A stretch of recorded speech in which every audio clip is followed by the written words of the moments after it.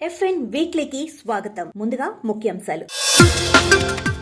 ఘనంగా జరిగిన fish India 2025 fishery news ప్రతినిధులకి ప్రత్యేక ప్రశంసలు. గుజరాత్ లో చేపల పెంపకం ఇక సులువు. నాన్ అగ్రికల్చరల్ అనుమతుల నుండి విముక్తి. మాల్దీవ్స్ లో టూనా ప్రాసెసింగ్ పరిశీలన చేసిన డాక్టర్ అభిలాష్ లిపి.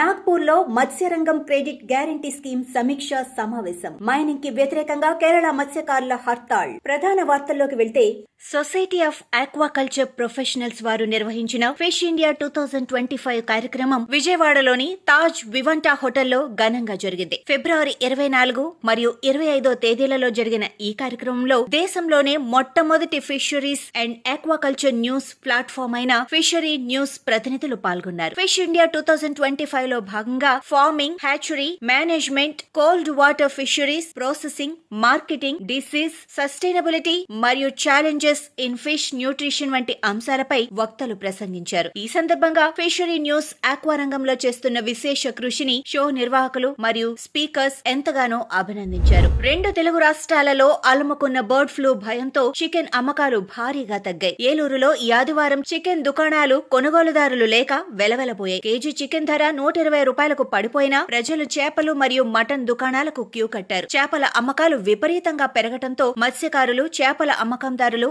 ఆనందం వ్యక్తం చేస్తున్నారు. ఇన్లాండ్ ఫిషరీస్ లో భారతదేశం గ్లోబల్ నెంబర్ 1 అని మీలో ఎంతమందికి తెలుసు? ఈ రంగాన్ని ఇంకా అభివృద్ధి చేసేందుకు గుజరాత్ రాష్ట్ర ప్రభుత్వం కీలక నిర్ణయం తీసుకుంది. ఇకపై రైతులు మరియు కోఆపరేటివ్ సొసైటీల సభ్యులు వ్యవసాయ భూములలో చేపల పెంపకం చేపట్టడానికి నాన్ అగ్రికల్చర్ అప్రూవల్ తీసుకోవాల్సిన పని లేదు. ఈ నిర్ణయం వలన రాష్ట్రంలోని ప్రైమరీ అగ్రికల్చర్ కోఆపరేటివ్ సొసైటీ సభ్యులు ఎంతగానో లబ్ధి పొందనున్నారు. ఇటీవల గుజరాత్ రాష్ట్ర బడ్జెట్ ప్రవేశపెట్టిన ఆర్థిక మంత్రి కనుభాయ్ దేశాయ్ తమ ప్రభుత్వ మత్స్యరంగానికి ఈ వార్షిక సంవత్సరానికి 1622 కోట్ల నిధులు కేటాయించిందని, దీనివలన చేపల సాగు, కోల్డ్ స్టోరేజ్, ప్రాసెసింగ్ మరియు ఎగుమతుల రంగాలకు ఎంతగానో మేలు జరుగుతుందని తెలిపారు. తమ ప్రభుత్వం కేటాయించిన ఈ నిధులు రాష్ట్రంలోని 2 లక్షల పైచిలకు మత్స్యకారుల జీవితాలలో వెలుగు నింపనుంది. జమ్మూ అండ్ కాశ్మీర్ రాష్ట్రంలో మత్స్యరంగం వేగంగా అభివృద్ధి చెందుతోందని, దానికి అనుగుణంగా కొత్త ఉద్యోగ అవకాశాలు పుట్టుకొస్తున్నాయని ఆ రాష్ట్ర వ్యవసాయ శాఖ మంత్రి జావేద్ అహ్మద్ దార్ తెలిపారు. ఇటీవల మమ్మర్లో ఉన్న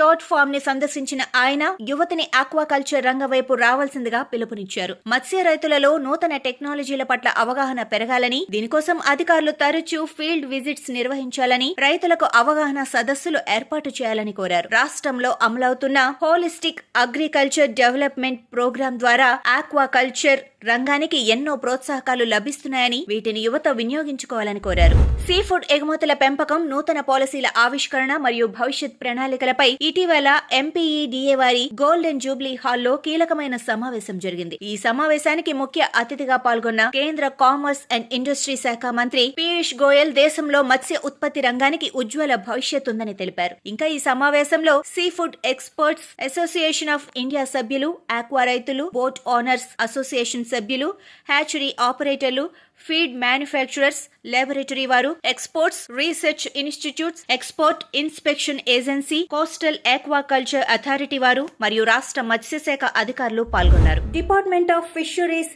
సెక్రటరీ డాక్టర్ అభిలాష్ లికి ఇటీవల మాల్దీవ్స్ లోని హల్హుమాలే ఉన్న ఎనెసిస్ టూనా ప్రాసెసింగ్ ప్లాంట్ ని సందర్శించారు. ఈ సందర్భంగా ఆయన చిల్డ్ ఫ్రోజన్ స్కిప్ జాక్ మరియు ఎల్లో ఫన్ టూనా యొక్క లేటెస్ట్ పోస్ట్ హార్వెస్టింగ్ ప్రాసెస్ ని పరిశీలించారు. Policy guidance for main streaming eco system approach to fisheries management in small scale fisheries అనే అంశంపై మాల్దీవ్స్ ప్రభు టౌన్ నిర్వహించిన సమావేశంలో పాల్గొనడానికి మాల్దీవ్స్ వెళ్లిన డాక్టర్ లికి ఈ సందర్శన చేశారు. ఫిషరీస్ ఇన్ఫ్రాస్ట్రక్చర్ డెవలప్మెంట్ ఫండ్ లో ముఖ్య భాగమైన క్రెడిట్ గ్యారంటీ స్కీమ్ పై ఇటీవల జరిగిన review meeting cum workshop లో Indian fisheries joint secretary Sagar Mehra ముఖ్య అతిథిగా పాల్గొన్నారు. మహారాష్ట్రలోని నాగపూర్ లో జరిగిన ఈ మీటింగ్ లో ఆక్వా రైతులు, ఎఫ్ఎఫ్పిఓ మరియు కోఆపరేటివ్ సొసైటీల సభ్యులు మరియు ఎంటర్ప్రెన్యూర్స్ పాల్గొన్నారు. ఈ సందర్భంగా మాట్లాడిన సాగర్ మెహ్రా మత్స్య రంగంలో ఇన్ఫ్రాస్ట్రక్చర్ అభివృద్ధి యొక్క ఆవశ్యకత గురించి ప్రస్తావించారు. అంతేగాక క్రెడిట్ గ్యారంటీ స్కీమ్ వలన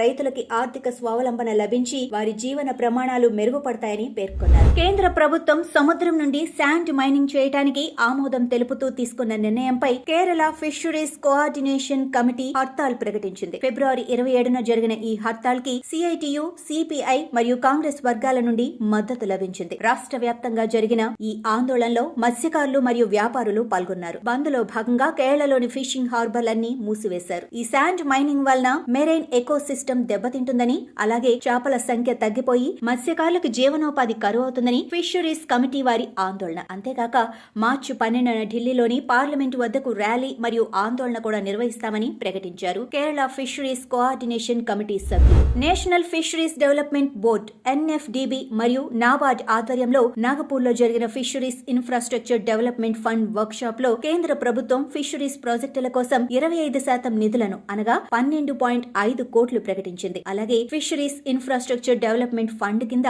50 కోట్ల వరకు రుణాలు అందుబాటులో ఉంటాయని తెలిపారు. ఈ సందర్భంగా 50 ఎంఓయూలపై ప్రతినిధులు సంతకం చేశారు. ఈ వర్క్ షాప్ లో ముఖ్యంగా డీటెయిల్డ్ ప్రాజెక్ట్ రిపోర్ట్స్ మరియు ఆన్లైన్ అప్లికేషన్ల ద్వారా సెంట్రల్ గవర్నమెంట్ నుంచి త్వరితగతిన రుణాలు పొందే అవకాశం కల్పించారు. అలాగే కిసాన్ క్రెడిట్ కార్డ్ పథకం ద్వారా రుణాల పరిమితులను పెంచడం, పెట్టుబడులకు ప్రోత్సాహం ఇవ్వటం మరియు పారిశ్రామికవేత్తలకి మౌలిక సదుపాయాల ఏర్పాటుపై అధికారులు దృష్టి పెట్టాలని వక్తలు అభిప్రాయపడ్డారు. ఈ కార్యక్రమంలో NFDB CEO doctor Vijay Kumar Behra, 150 మంది పారిశ్రామికవేత్తలు, సహకార సంఘ సభ్యులు మరియు ప్రభుత్వ అధికారులు పాల్గొన్నారు. గుజరాత్ రాష్ట్ర ప్రభుత్వం తమ గుజరాత్ ఫిషరీస్ రూల్స్ యాక్ట్ 2003కి సవరణలు చేయాలని యోచిస్తోంది. కొత్తగా చేరబోయే రూల్స్ వల్ల టర్టిల్ ఎక్స్క్లూడెడ్ డివైజెస్ వాడకం ఇక కంపల్సరీ కానుంది. టర్టిల్ ఫిషింగ్ వలన తాబేళ్లు మృత్యువాత పడటం, అమెరికా వారు భారత్ కి ఈ విషయం పైన అల్టిమేటం జారీ చేయడం మనందరికీ తెలిసిందే. వారి హెచ్చరిక ప్రకారం ఇకపై టర్టిల్ ఎక్స్క్లూడెడ్ డివైజెస్ లేకుండా ఫిషింగ్ చేసి తాబేళ్ల మరణానికి కారణమైతే భారత్ వద్ద తాము దిగుమతి చేసుకునే 25,000 కోట్ల విలువైన సీ ఫుడ్ ని నిలిపివేస్తామని గుజరాత్ ప్రభుత్వం రూపొందించిన ఈ సవరణ గెజెట్ లో పొందుపరిచిన 30 రోజుల తర్వాత అమల్లోకి రానుంది. హిమాచల్ ప్రదేశ్ మండి జిల్లాలోని బ్యారెట్ వ్యాలీలో ఉన్న యుహెచ్ఎల్ నదిలో రాష్ట్ర మత్స్యశాఖ అధికారులు నార్వేజియన్ స్ట్రెయిన్ కి చెందిన 10,000 బ్రౌన్ ట్రౌట్ ఫింగర్ లింక్స్ ను వదిలారు. ఈ కార్యక్రమం రాష్ట్ర మత్స్యశాఖ డైరెక్టర్ కమ్ వార్డెన్ వివేక్ చంద్రల్ నేతృత్వంలో జరిగింది. ఈ సందర్భంగా ఆయన మాట్లాడుతూ, ఇటువంటి కార్యక్రమాల వలన నదులలో ట్రౌట్ సంఖ్య పెరగటమే కాక యుహెచ్ఎల్ నదిలో ట్రౌట్ పెంపకానికి అనుకూలమైన పరిస్థితులు ఉన్నాయని, వాటిని పూర్తి స్థాయిలో ఉపయోగించుకుంటే స్పోర్ట్ ఫిషింగ్ వంటి యాక్టివిటీస్ పెరిగి టూరిజం అభివృద్ధి చెంది రాష్ట్రానికి ఎంతో ఆదాయం వస్తుందని తెలిపారు వివేక్ చంద్రల్. కోజికోడ్ జిల్లాకు చెందిన మత్స్యకారులు మలబార్ తీరంలో స్థానికేతరులు నిర్వహిస్తున్న అక్రమ వేటపై కఠిన చర్యలు తీసుకోవాలని మెరైన్ ఎన్ఫోర్స్మెంట్ స్క్వాడ్ మరియు ఫిషరీస్ విభాగం అధికారులకు విన్నవించారు. ఈ వలస మత్స్యకారులు నిషేధింపబడిన హై పవర్ లైట్స్ వాడుతూ పెద్ద ఎత్తున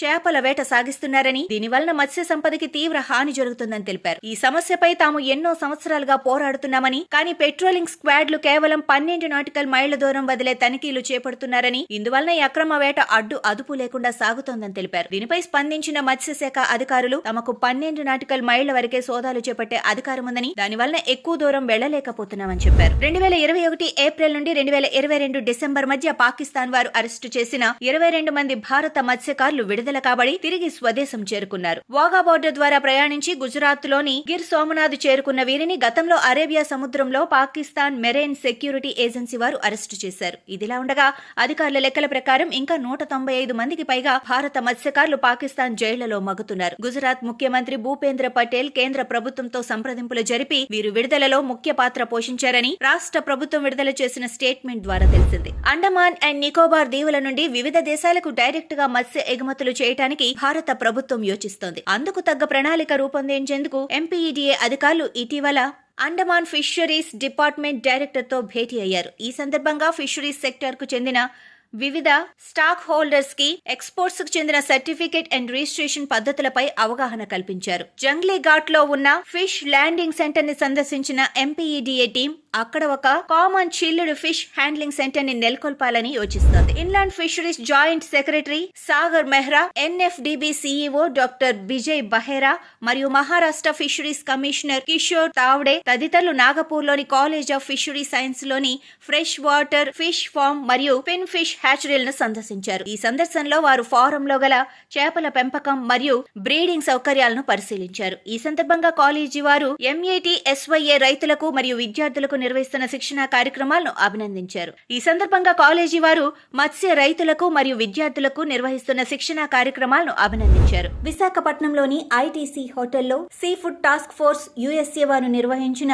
ప్రిలిమినరీ వర్క్ షాప్ లో MPEDA అధికారులు పాల్గొన్నారు. ఈ సమావేశంలో మాట్లాడిన MPEDA secretary P Anil Kumar తాము ట్రేసబిలిటీ మరియు సస్టైనబిలిటీ వంటి అంశాలు పటిష్టం అవ్వడానికి తీసుకుంటున్న చర్యల గురించి వివరించారు. ఈ వర్క్ షాప్ లో భారతదేశంలో ఉన్న STF సభ్యులు MPEDA నుండి విజయ్ కుమార్ యారగల్, JD విజయవాడ మరియు Shri R Prasad Naik, AD SRD Vizag తదితరులు పాల్గొన్నారు. మన దేశంలో గుజరాత్ రాష్ట్రం డాల్ఫిన్లకి స్వర్గధామం. గత కొద్ది రోజులుగా కేంద్ర మరియు రాష్ట్ర ప్రభుత్వాలు తీసుకుంటున్న సంరక్షణ చర్యల వలన డాల్ఫిన్ జనాభా గణనీయంగా అభివృద్ధి చెందింది. అయితే US కి చెందిన నేషనల్ ఓషియానిక్ అట్మాస్ఫియరిక్ అడ్మినిస్ట్రేషన్ వారు ఇటీవల రాష్ట్రాన్ని సందర్శించినప్పుడు డాల్ఫిన్ల వలల వద్దకు రాకుండా ఉపయోగపడే పింగర్ డివైజ్లు స్థానికంగా అభివృద్ధి చేసుకోవాలని ICAR, CAFT అధికారులకు సూచించారు. కొచ్చిన్ లో ఉన్న CAFT వారు ఈ పింగర్ డివైజ్ల రూపకల్పనలో నిమగ్నమై ఉన్నట్లు సమాచారం. ఈ పింగర్లు ఒక రకమైన శబ్దాన్ని విడుదల చేస్తాయి. ఈ శబ్దానికి భయపడి డాల్ఫిన్లు వలల వద్దకు రాకుండా ఉంటాయి. అయితే వీటిని బయట దేశాల నుండి తెప్పించుకోవాలనుకుంటే 15,000 రూపాయల వరకు ఖర్చవుతుంది. వీటిని స్థానికంగా అభివృద్ధి చేస్తే ఆ ధర గణనీయంగా తగ్గుతుంది. బీహార్ రాష్ట్రం మత్స్య ఉత్పత్తి మరియు డైరీ రంగంలో గణనీయమైన అభివృద్ధి సాధించిందని ప్రశంసించారు ప్రధాని నరేంద్ర మోడీ.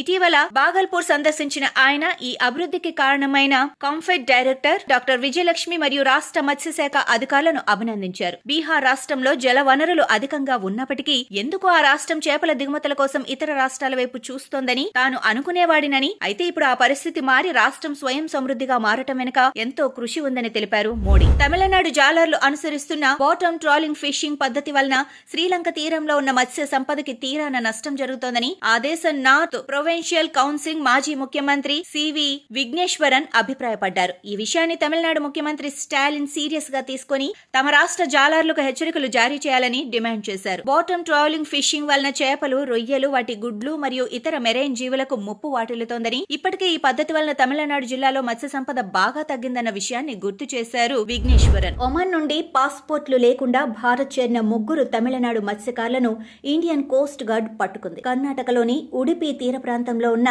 మాల్పే వద్ద వీరిని అదుపులోకి తీసుకున్న అధికారులు ఒమన్ లో బాధలను ఓర్వలేక 1326 నాటికల్ మైళ్లు ప్రయాణించి వీరు భారత్ చేరుకున్నట్లు తెలిపారు. వీరిలో జమేష్ ఫ్రాంక్లిన్ మోసెస్ మరియు డీరోజ్ ఆల్ఫోనో రామంతపూర్ కి చెందిన వారు కాగా, రాబిన్సన్ అనే మత్స్యకారుడిది తిరునెల్వేలి. వీరికి కోర్టు 14 రోజుల జ్యుడిషియల్ రిమాండ్ విధించింది. ఇంతటితో FN వీక్లీ సమాప్తం. For more updates follow Fishery News.